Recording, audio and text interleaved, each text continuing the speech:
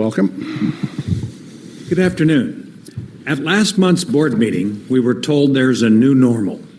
Most people are working from home. People have resumed driving, but significantly fewer people are using transit for work in Oregon.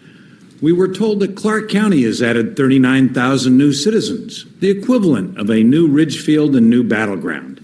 Yet Director Ransom told us we shouldn't immediately look to expand freeways. He told us, don't run first to widen the roadway because you have a little congestion. How long do we have to wait until you do begin widening roadways? How long do we have to wait until you do begin planning new transportation corridors? You never seem to answer that question. It's been half a century since planning was underway for a new transportation corridor. It's been over 40 years since a new transportation corridor and bridge over the Columbia River was built. In 2008, you published the RTC Visioning Study.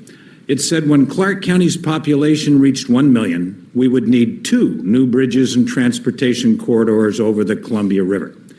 Today, we are 110,000 people closer to that million, with 39,000 people added in just 4 years. We have over 520,000 people today. If it takes 10 to 20 years to plan for and build a new bridge and transportation corridor, when will you put those 2 new bridges into your 20-year transportation plan? Will you wait until the population reaches 700,000 or 800,000 people? By that time, we'll be stuck in complete gridlock. Portland has the nation's 12th worst traffic congestion. Drivers and freight haulers will be cursing the lack of planning in the 21st century. The new normal tells us we should not be spending $2 billion for a 3-mile light rail extension. That could build 2 or 3 new bridges over the Columbia River. We know that because Washington and Oregon will spend just $520 million to build a new bridge at Hood River and White Salmon. Nobody believes the IBR's fake numbers of 26,000 to 33,000 transit riders on the I-5 corridor by 2045. Since there's a new normal that includes no increase in cross-river transit ridership, will you demand the IBR team update their projections on transit ridership? Let's do the math.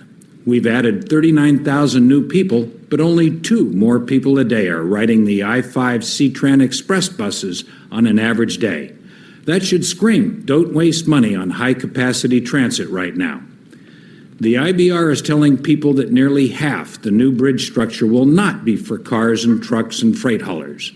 They want to charge drivers tolls in order to pay for transit and biking and pedestrian who might cross the river on the replacement bridge. We must act now to relieve traffic congestion and save people time. That is the people's #1 priority. Thank you.